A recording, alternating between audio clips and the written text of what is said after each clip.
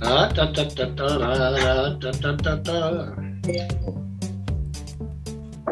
good morning. Good morning. Glad that you're here. I'm Rabbi Brian, as it says here on the screen. I am hosting this Saturday service. I'm delighted to be able to do it. Whatever time it is, wherever it is that you are, I'm glad that you're here. Some people are watching on the web. I'm glad that you're watching. People are listening to this afterwards. Glad that you're listening. And there are some people who are already here with me. People are still trickling in. But let me give extra props to the people who are here. People who are here, wave, say hi to each other. Hi, Hi everybody. On the web. And people, glad Good you to see guys you. are here. All right. Good morning, and good morning to the people who I see just logged in on Facebook or on Twitch. I can't tell which streaming service you logged in on or on YouTube, but I know that you're here. If you put in comments, there is a chance that I will see them and add it to the discussion. If you are in the Zoom room, as you know, I love to have the microphones open so that people can all participate. So I'm glad that you're here. Blah, blah, blah, blah, blah. I think I've said I'm glad that you're here enough times already. But I am glad that you're here. And we also are glad that you are here. If you want to use the chat in Zoom, I do not see that until the service is completely over. So do not private message me. If there's something you want or you need, the chat is moderated. Our friend Joe watches the chat. So thank you, Joe, for doing that. And thank Alex, as always, and for coming back from illness to be with us today, helping with tech support. All right, so I'm going to start with this idea. Well, first, oh no, I want to wasn't sick. I was on vacation. You went to Morro Bay. I went to Cayucas, California. Spent Right. 2 nights at a hotel. Glad you've recovered. I want to start with something that we have not started with, but I thought, this is its absence is really, really loud to me. So I want to acknowledge where I am currently, and I am in Multnomah County, Oregon. And Multnomah County acknowledges that the land we occupy as residents is unceded indigenous land. The Portland metro area rests on the traditional village sites of Multnomah, Wasco, Cowlitz, Klamath, Clackamas, bands of Chinook, Tualatin, Cayupa, Molawa, and other tribes that made their homes among the Columbia River, creating both permanent communities and seasonal encampments. Due to the strategic and systematic efforts to annihilate indigenous people from these lands in history, there are many other nations and tribes that traditionally lived, hunted, and fished in what now Multnomah and Oregon that are not collectively remembered. I wanted to take a moment for us to acknowledge that where we call home might not have been earned home, and that we might be living on land that is not really our own. And I wanted to take a moment to acknowledge that. And if you don't know whose land you are sitting on, may I make the recommendation that you do those ancestors the grace of at least finding out who they were, who they are. Okay. That's a somber-ish kind of note to start with, but it feels important to do. If you would care to, in the chat. Oh, and Shirley Waynes, who is on Facebook, she has truly not been feeling well. She's had COVID for 20-something days. She says hi. Oh. She's here. So we're glad that you're here. Alex, in the chat, can you put in a link to the shared document? Yes. If you are able to, and if you have a little extra brain space while the service is going on, while we're having this discussion, if you would keep timestamps of what's going on in the service, I would greatly appreciate that, so that at the end of the service we can post and people can know what was there. We don't have to go into micro detail, but just, from now until whatever time it is, we do an introduction to the service. Oh, there we have it, in land acknowledgement. If you would please, on them, put in double times, so the start time and the end time, because that's the way that YouTube makes sense out of that. So thank you guys for helping with that. And let me say hi to Jocelyn and Amy and Candace and Chad and Lisa and Ann, Patricia, Carol and Bob and people I haven't said yet good morning to. Good morning. I'm glad you guys are all here. We're going to start with a Choose Your Own Adventure. You guys remember these books? Choose Your Own Adventure books? Choose Your Own Adventure. And I wrote it out. And I'm going to read it to you, and I'm going to see how this goes. This is your own, choose your own adventure. And let me read to you. You are on the web. Not right this moment, right? This moment is not that moment. This was written about a different moment that you're on the web. You are on the web, semi-aware of all that is in front of you. All is as you would expect. Nothing surprising. You are doing your thing. Normal. Ordinary. But then, whammo, the unexpected. You receive a CAPTCHA with images, and it declares, select all images of hills to continue. Now we're at the bottom of the page where the choice is. If you, wait a moment. If you take a breath and consider it a lovely moment to rest, reflect, and peacefully, if you take a breath and consider it a lovely moment to rest and reflect, turn peacefully to the next page. If you cast negative judgments on yourself and others, start this page again. Oh. So you get, how many of us have had, I'm going to put on this so I can see all of your faces at the same time. How many of you have been doing your thing on the web and then all of a sudden you get one of those select all images of bicycles and you get frustrated? Is it the bicycles that are the thing that's frustrating? Right? It's the bicycles. It's obviously the bicycles. It's not the bicycles. It's Train. It's get all bridges, the trains. What are the other things you've had to see? Stoplights. Traffic lights. Traffic lights. Bridges. Road signs. And Stairs. is any one of those images more annoying than another? I don't think so. I don't think it's the images that are the annoying thing. What if we get the images, but we don't get frustrated? Well, that's what I'm trying to get to, Bob. Oh, okay. Thank you. You're ahead of the page, Bob. What if You read ahead, no fair. What if we had that and we could, like Bob's suggesting, take a moment to say, oh, this is a great opportunity, like we talked about last week, to slow down for a moment. Instead of looking at the images and going, oh, this is going to eat into my time. This is going to make it worse. This makes it that I'm now an extra 20 seconds behind on the task that I was doing. What if instead, next time you saw one of those CAPTCHA select all the bicycles, you thought, hey, this is an opportunity for me to take a breath. We're willing to try it? I got one person willing to try it, and you know what? That's good enough for me. The rest of you? No? Yeah, I'll try. Hi, Jocelyn. Good to see you. Hi, Candace. Good to see you. Hi, Betsy. Good to see you. Glad to see you guys are all here. Hi, Michael and Derek and anyone else whose name I haven't said yet. Okay, well, that was the entirety of Choose Your Own Adventure. Glad we did that. Oh. So I do have a question on that, though, because I'm trying to. Go ahead. When you first said it, the first thought to me was, okay, prejudging and judging the environment or judging how this is going to impact you. And I came back to a time when someone in my life had looked at me, and the first moment I met them, it was actually a pretty critical moment. Her son was introducing me as his future wife. Anyway, she made it very clear, based on gossip, that I was not approved.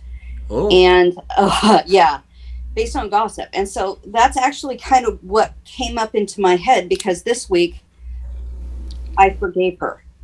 Oh, whoa.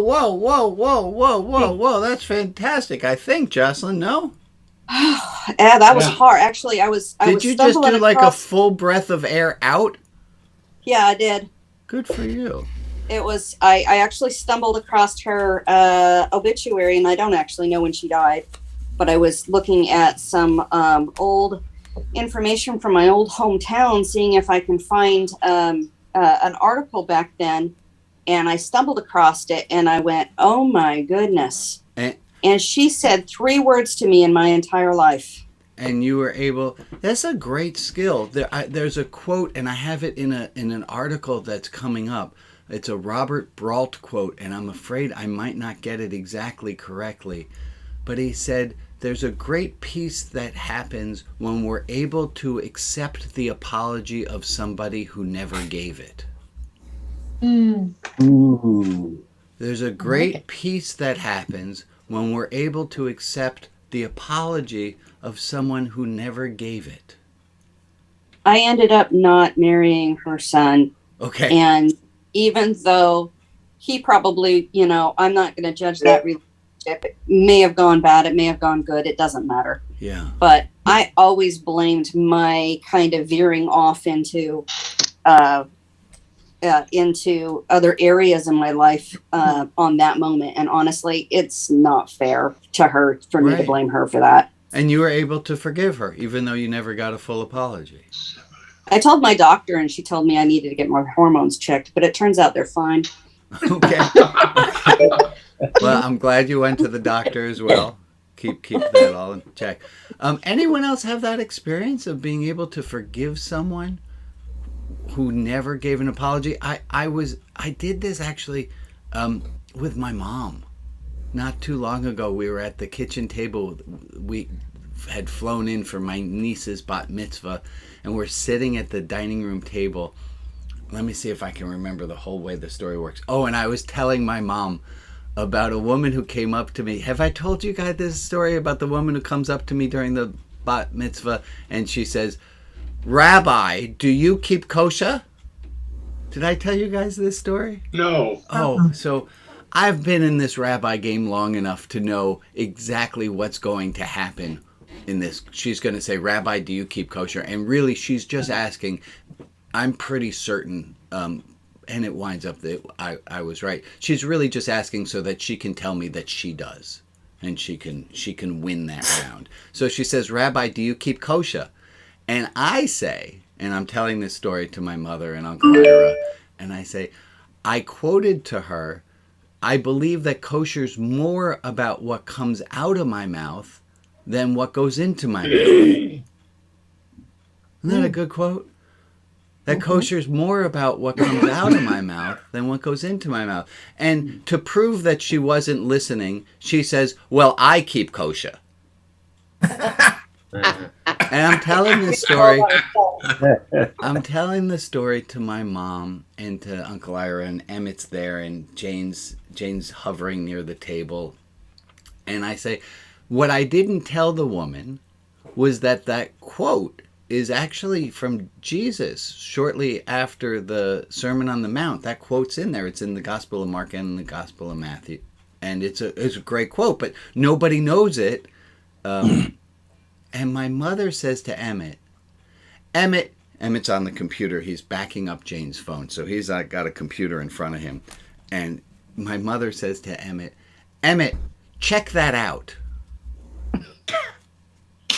And Which book?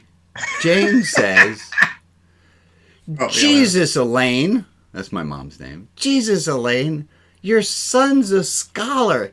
I'm pretty sure if he says that's in the Gospel of Matthew and the Gospel of Mark, that it is. And Jane says, I've had enough. She's with no heat behind it because it's not her mother. She's fantastic. She says, that's enough. I'm going to bed. She trails off. And I say to my mother, I do my best to help people save face. And I say, well, it is an interesting thing we could look up to see what word is Jesus using to mean kosher. Because obviously in the Greek, it would be in Greek. And what word was Jesus using instead of kosher? And can I figure out? And so I make a little bit of a, like, my mom's comment wasn't that insulting. Fine.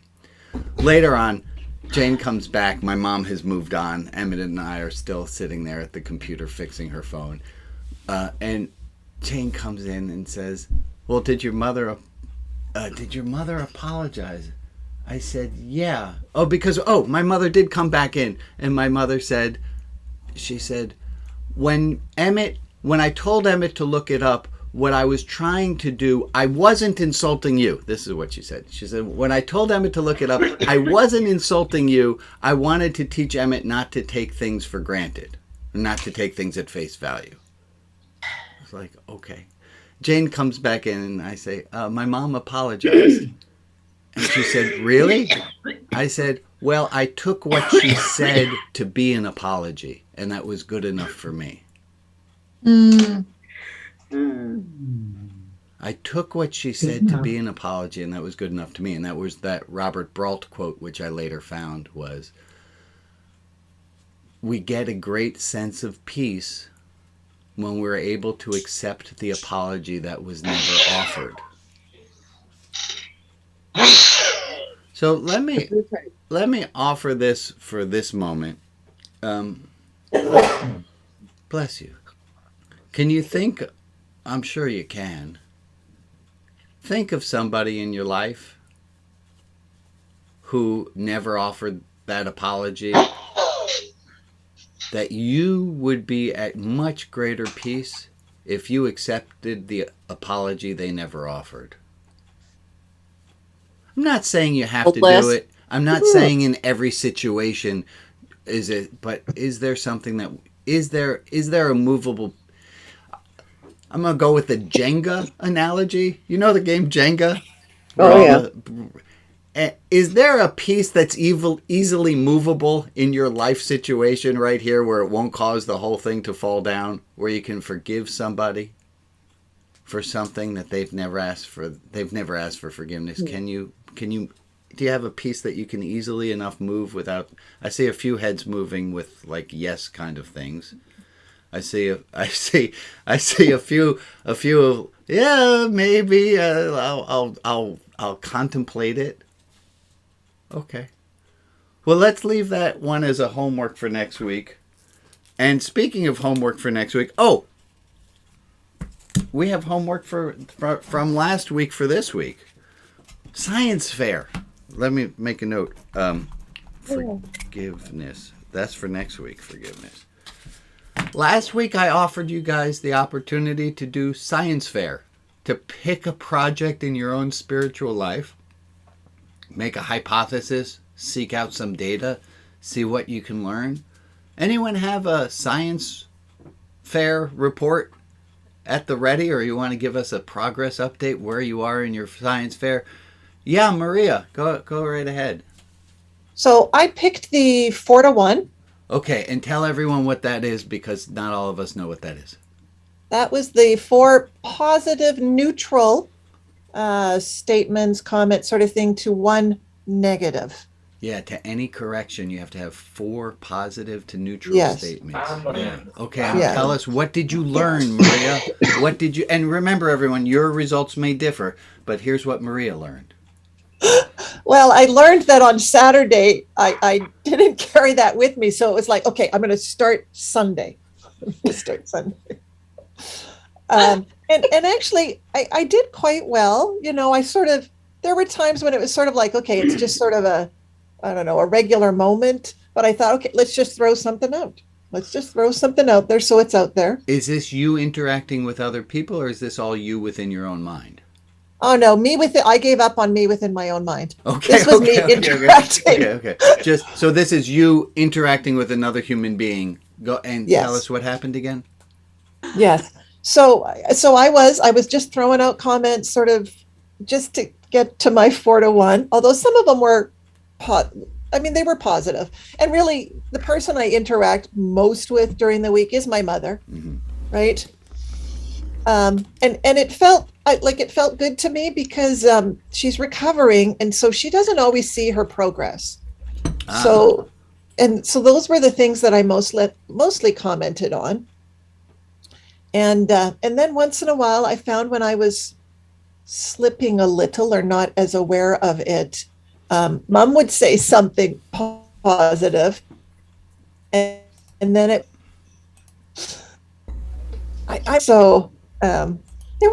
went quite well this week.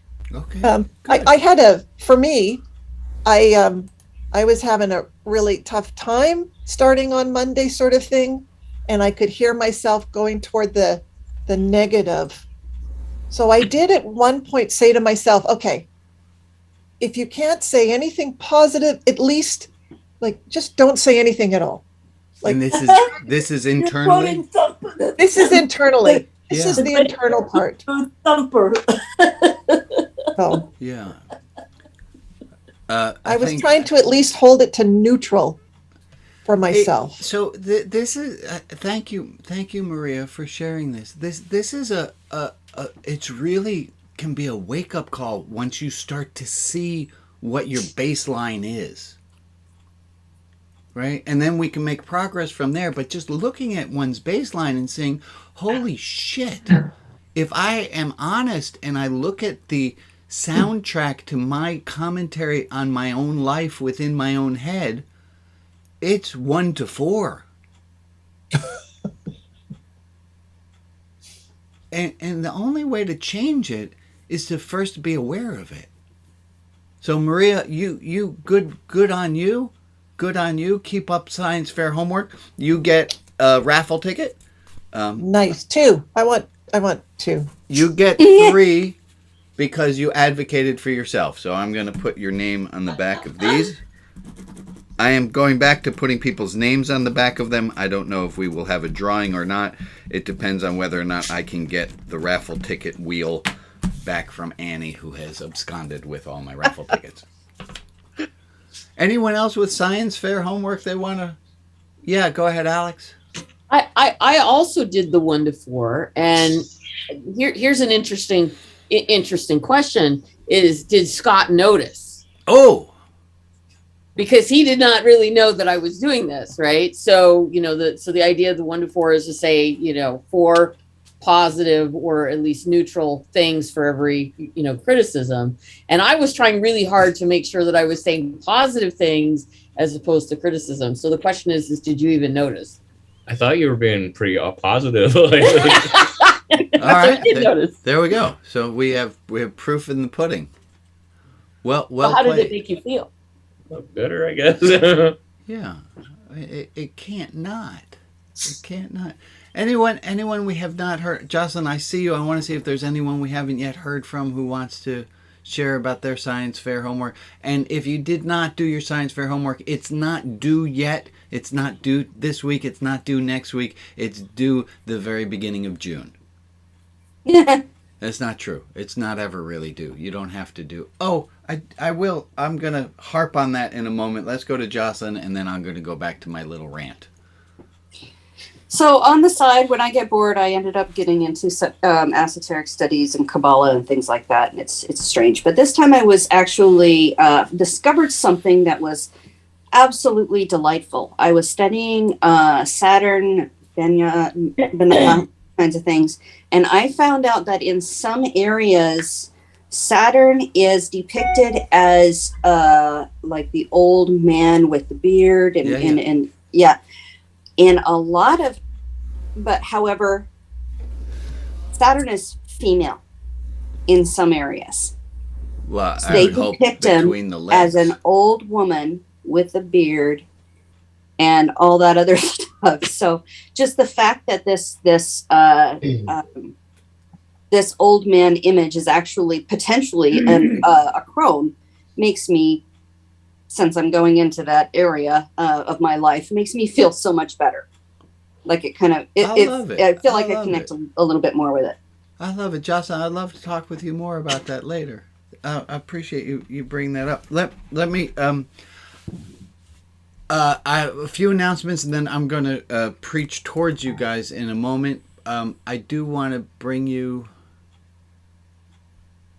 this first, a little announcement. If you live in Oregon, this is for you. please go to the following website that you see up there, Lift Every Voice Oregon. You can sign petition 17 without having to wait outside New Seasons with somebody to have a clipboard. You can print out the form yourself. You can print out forms for everyone in your household over 18 and have them sign. It's a petition. It's a pretty simple petition, this one. It's this. It's to ban ammunition magazines over 10 rounds and permit a permit to purchase a firearm. And we're trying to get that enough signatures so that we can have that legislation. So if you live in Oregon, please do that. Thank you kindly. Other announcements. Other parts of the science fair, we're trying to do the no complaining.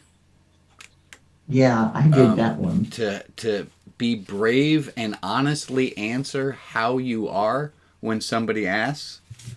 And to notice, what do you do? What do you honestly do? And we'll come to this one maybe again in a bit. What do you do when people don't do the thing you think they should be doing? And to just keep a running tally of, here are the reactions that I have when someone doesn't do the thing I think they should be doing. And to keep a list of that, and maybe a scatter plot will come from it. Here's my little bully pulpit part. Hi. You guys say hi back.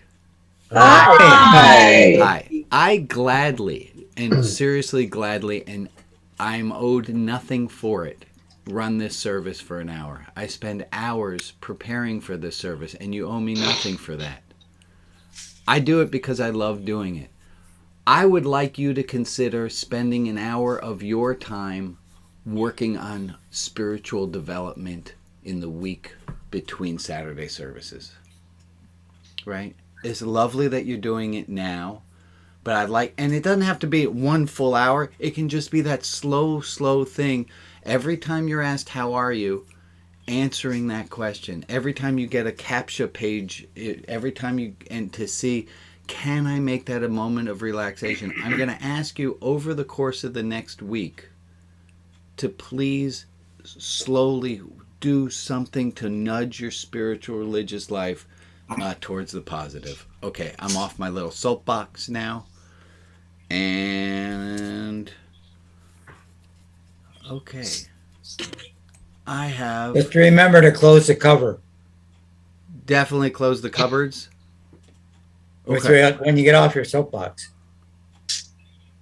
Okay, that's the weird one though, Bob, because Jane gets like if any of the cupboards and doors are open in the kitchen, it drives Jane absolutely batty. So it threw me for a moment, like, how does Bob know that? So I'm going to give my message to the beloved community. I'm going to give you a 10-minute message. It's going to be like this. Countdown overlay. I'm going to give myself 10-minute time because that went so well last week. We're going to start it again this week. Here goes my 10-minute pitch, my 10-minute talk to you, my beloveds. I'm going to ask everyone to please get some paper and a pen. Get some paper and a pen. And I'm going to ask you in the next 2 minutes to have 1 minute of active pen time. So of the 2 minutes that I'm going to start a timer on, I'm going to ask you to keep your pen moving for at least 1 minute. So you have to add more detail. You can look straight in front of you at the screen in front of yourself, and I want to ask you to make a drawing. I want you to draw yourself. Make a sketch of yourself the way you see it in the Zoom box, whatever you see. And while you're drawing, notice, here's the task at hand. The task is to notice what it is that you're thinking in the 10 minutes.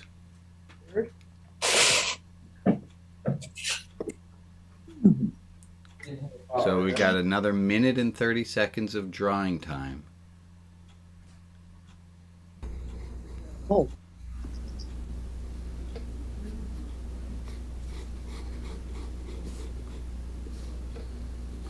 And you are drawing yourself while thinking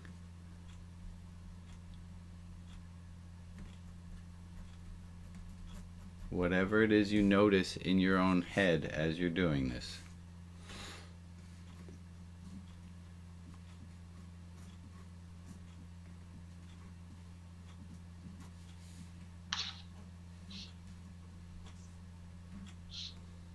And we got about 50 more seconds. I'm so glad to see so many of you, your pen's moving. You're not just doing one line, you got a whole bunch of lines. You will never have to show the picture you are drawing to another human being. Good, because my pen's out of ink, sort of. Okay. And we got 30 more seconds of drawing time. And I will tell you ahead of time what we are going to do. We're going to be looking, so you got another 20 seconds, so 10 more seconds of pen moving on the paper.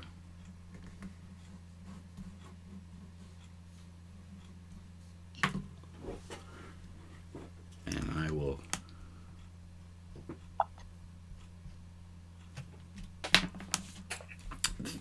okay. Here's my drawing. It's hard to tell which is me and which is the drawing of me. I know that. They look so gosh darn similar.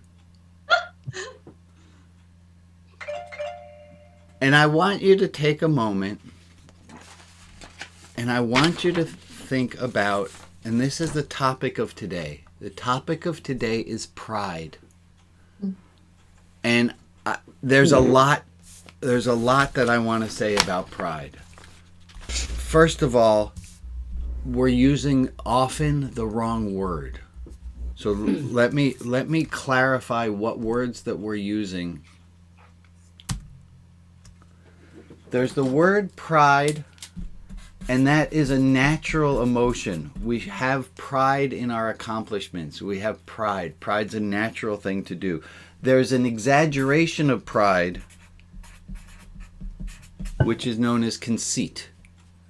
That's when you have pride, but it has nothing to do with reality. That's a pride that is a dangerous pride. And often authors use the word pride when they meant to use the word conceit. And that makes for this a very difficult conversation. When we talk about the 7 deadly sins, they're not talking about pride. They're talking about conceit. C.S. Lewis, who I've got issues with, but he said that pride is the anti-God. And I loosely quote, he said, anger, greed, and debauchery are flea bites compared to pride. Now, I don't think he meant pride about being proud of your accomplishments. I think he meant about conceit, of thinking that you're haughty, thinking that you're better than. I'm going to bring up a picture.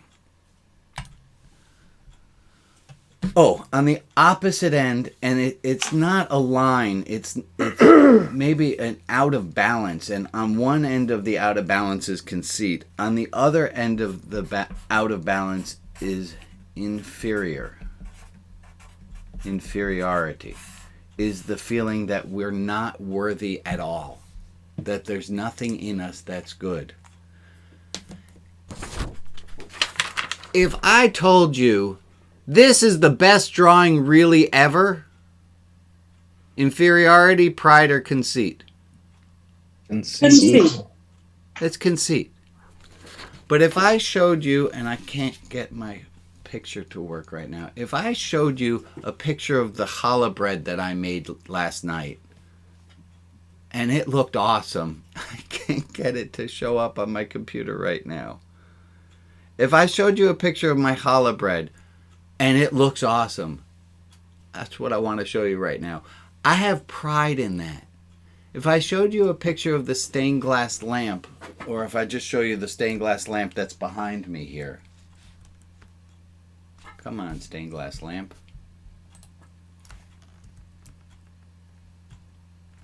Oh.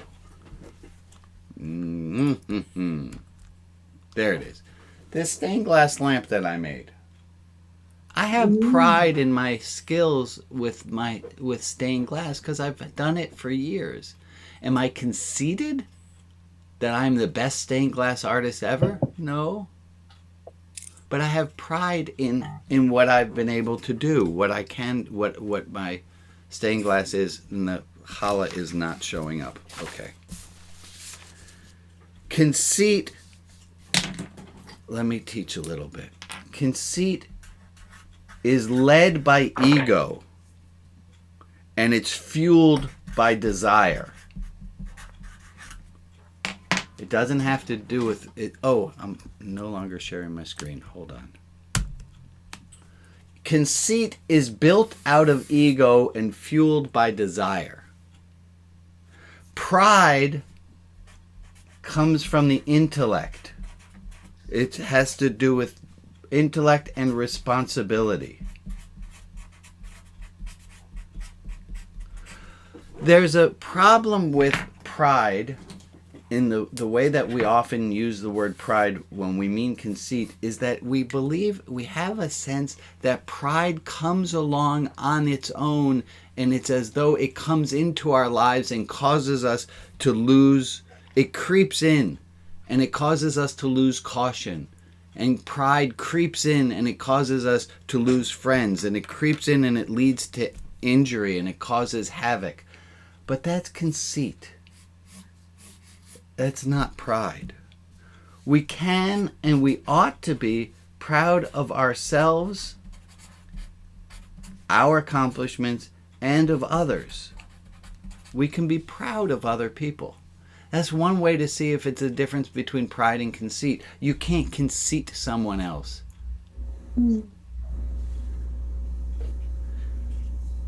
Conceit comes from ego and desire because really at the base of it, and if you think of any president, past especially, being filled with conceit is because deep down there's a huge amount of shame.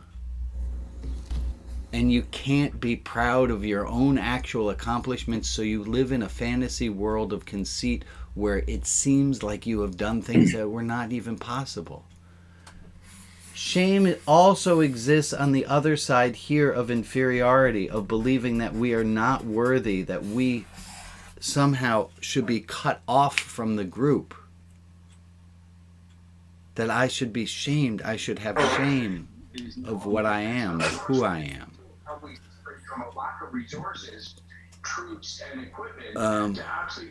Alex, if you can find us there, thank you. Let me see my other notes here. Where's oh, no, okay. Betsy Weston has her Yeah. hand. Go ahead, Betsy. I'm thinking about the way any mother feels about her firstborn baby. Let's be careful on the generalization, but go ahead, Betsy. This is the most beautiful baby that's ever been born. And this is sort of I think it's a conceit that is okay. I mean, it's yeah. I have extra pride in my children that goes beyond what they are deserving of. I think that one, I like that exception to the rule, Betsy. Thank you. We'll allow that one. Going back to the pictures that you have, how would you get to be proud of the picture that you drew? Well, we all know the answer to that. It's practice. How did I get to be good at stained glass? I practiced it. How am I getting to be good at baking? I still can't get this picture to show up. Come on. I want to show off my beautiful challah bread from last night. There it is. Oh, yum. oh lovely. I made 10 little pretzel challah boules. Which awesome. And I'm proud of that. I don't have conceit. My ego's not all, but I've been baking bread for enough months, years, that I've gotten kind of good at it. Mm-hmm. And I ask you this. Think about me right now bragging or proud of the bread that you see in front of you there. Does anyone begrudge me and think there's something wrong with my having pride in what I'm doing? Not at all. Oh, No. Not at all. Why? Because it looks good. Yeah. Because Yeah. it looks good. Let me see if I can't find the stained glass one. Here, I'm going to show you guys this one. I'm going to take another moment of pride. Look, Oh, I've been doing wow. stained glass. These are all lamps Oh, that I've been making. I'm working wow. on. Beautiful. They Wow. are beautiful. And now comes the part of this which is going to be the most difficult for me. Hold on. You gonna make challah out of stained glass? No. I'm going to take a moment and I'm going to challenge myself to do something as soon as I can get to gallery view here. You could always take food coloring and color different parts of the challah. Oh, so I've it done would be that. stained glass. Oh, I've done a Oh. rainbow challah. I recently did a chocolate chip pistachio challah. I have some fun. yummy. But what I wanted to challenge myself to do is what I'm doing right now, which is looking at the screen of all of the faces of the people who are here.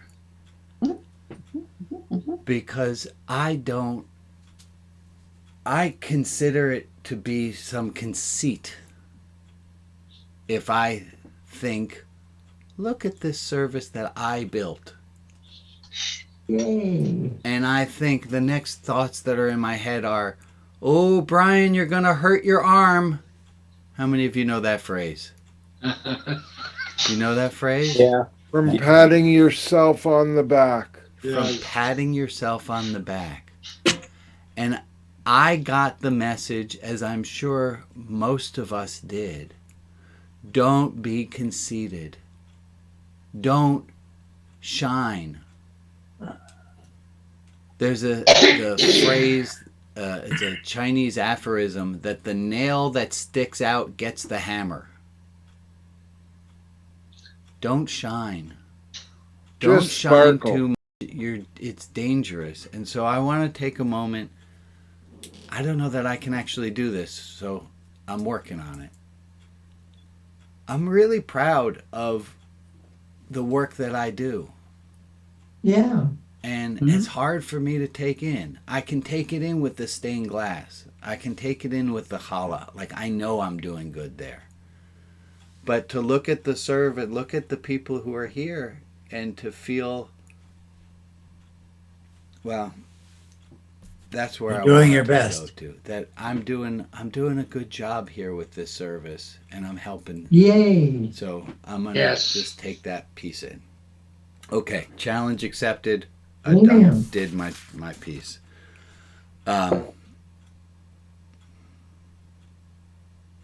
Thank you. Okay, I have my next piece of paper with all my next notes on it, but before I do that, I want to just check in, hear back from y'all. Where are we at? My 10-minute timer, I realized my 10-minute sermon timer is great, but as soon as I switched video screens, the timer went off. So I'm assuming that was exactly 10 minutes. Oh, last week, I had you sit for 5 minutes. Oh my goodness, was that a long 5 minutes for some of you? And I took the idea of, oh, come on, Brian. I took the idea, we had talked about this service being more of a bus than a taxi. And I ran with that idea. And you're going to be getting an email from me with this on it. I'm running a class coming up. I'm running a class called How to Find Some Peace with Others and Yourself Too. That class is going to have an introductory shared ride van experience on May 25th at 5:15 p.m. Pacific. You'll get details about it because you're all on my mailing list. I'm going to ask you if you feel, and I'm directly talking to you who are at this service, if you have gotten a sense of peace, a sense of something related to peace from my work, would you please send your friends? Would you please consider, when you get the email about how to find some peace with others and yourself too, when you get an email about this course, would you please forward it along to 3 people, 5 people, with a note that say, I listened to this guy. He's got some stuff going on that works. Show up to so there's a free information session on the 25th, which is coming up. You'll get an email all about it. Would you please send that to your friends? Thank you. Okay. I have the rest of my thoughts for today's service. Let me see if I've missed any announcements.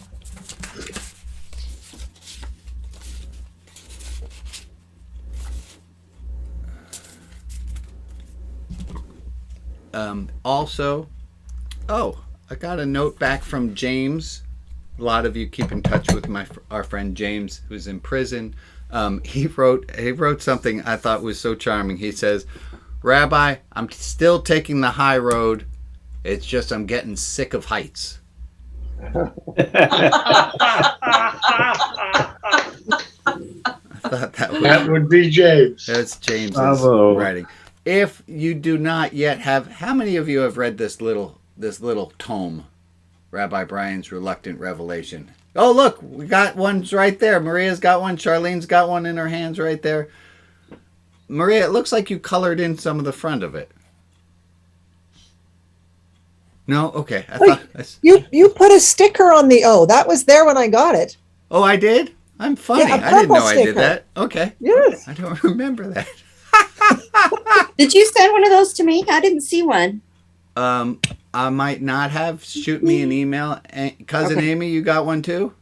I got one too, but it didn't have a sticker on the front. It just had an inscription inside. Okay. I truly don't remember putting a sticker on the front. So. I got a signed copy. Yes. If you too would like to get your own signed copy of this little book, if you make a donation to Religion Outside the Box at the $18 a month level, if you've already making that donation, let me know. I'll send you a copy of the book.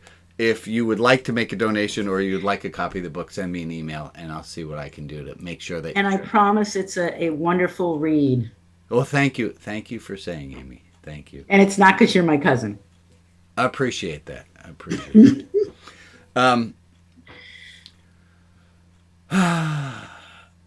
Okay. I have the next thing that I don't want to ask, but I'm going to ask. I'm going to ask you to do the following thing to please be of help to me. I'm going to take a little bit of time today. Take a little bit of time out of the service, and I'm going to ask you to make the following notes. I cannot believe I'm actually asking you guys to do this. I get a sticker for putting myself out there and making a request. I'd love to be able to make a little video salutation. Oh. Salutation. So I'd love to make a little video that goes with this class that I'm trying to put together of how to find some peace with others and yourself. So I'd love to make a compiled video of people saying, "Hi, Rabbi Brian. You've taught me." Hi, Rabbi Brian. "You've taught me blank," or "I now blank." So those are options. So part A, "Hi, Rabbi Brian." Part B, "You've taught me blank," or "I've learned from you blank," or "I now blank." And then C, "I am a lapsed Catholic, a recovering Jew, I'm whatever it was." And then D, it says, "I thank you." Question, do they have to all be included or can you exclude one of the A, B, C, or D's? I don't know. I've not done this before. But I'm going to ask, and boy, this is feeling like, you know that feeling where you don't get the full air down at the bottom of your chest because you're a little bit anxious about making a request? I'm having that experience right now. I would love to have 3-4 people so I can have it recorded and I can splice it into a little intro video for the people at Progressive Christianity, the people at the newsletter, just to make a little video where you say, "Hi, Rabbi Brian," or "Hi, RB," or whatever you call me. I don't know what you call me, but making it direct to me. "You've taught me blank, I now blank. I am a Presbyterian minister in Waterloo, Ontario," something like that, just by example. And then and I thank you. Can I ask? Can we give that? Anyone at the ready for those 4 parts? And Alex, if you would spotlight the video, the camera, so that I can. I'm working on that right now. And do we have a volunteer? We could do one. So can I. Okay, go. Let's start with you, Amy. If you and everyone who's not this is the part where I'm feeling totally guilty of taking your service time for being self-serving towards me. Oh, and we're in. You need to put your thing back. I'm going to. Hold on. It's Rabbi. What happened, Alex? You need to show your list again. Is this conceit or pride? There. That's a great question, Steve. I'm feeling like it goes towards conceit. You're absolutely right. That's exactly, I am on topic. So, Alex, if I have it this way, I don't get the recording. I just hit record here. That's fine. So recording if I in progress. Can I get 3 volunteers of people to say a thing? Go ahead, Ray. I'll do it. Here, let me spotlight Ray. Hang on. Oh, I'm so proud of myself for doing this, and I kind of want to throw up. Okay, good. You probably want to spotlight Ray as well, so that it goes onto the recording correctly. He's spotlit. That's good. No. I mean, in your screen view. I'm not doing my screen view. I'm just going to take the recording from here. Okay, here we go, whether you can see me or not. Greetings, my dear Rabbi. You have taught me to use my inner peace in a way that is beneficial to me and others. I now do so. I am a progressive person and a child of the Great Spirit, whoever that and whatever that is. I thank you. Thank you, Ray. Fantastic. Let's have another one if we would. Yeah, go ahead. Alex, call somebody out who you're going to spotlight. Okay, let me get Emily. She had her hand up next. I'm just moving the spotlight here. We've got a little bit of lag here again. I don't know why. Okay.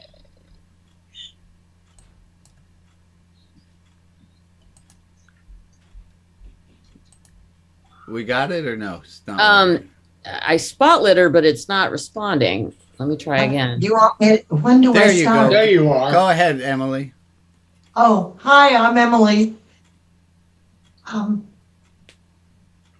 What I appreciate about you, Rabbi, is that you bring out the best in me. That's why I keep coming. I'm a recovering evangelical. Thanks be to God. And I thank you. Thank you, Emily. Let's get 2 more, can we? Yeah, okay, I'm going to spotlight Amy next, but let me just get it to work here. I don't know why all of a sudden it's just bogging down in a lag.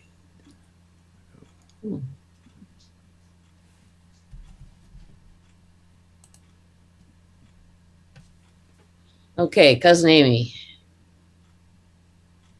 Hi, Rabbi Brian and dear cousin. I thank you for teaching me how to be kind to myself as well as to others.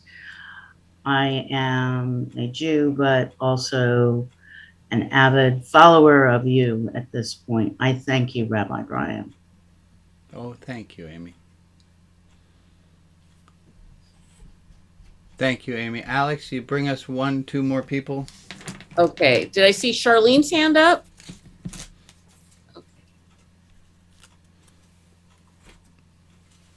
Hi, Rabbi Brian. You've taught me to be kind to myself and to others with amazing results. I now have shoved off the blanket of shame I've carried for years and years. I am a searching person, a humanist.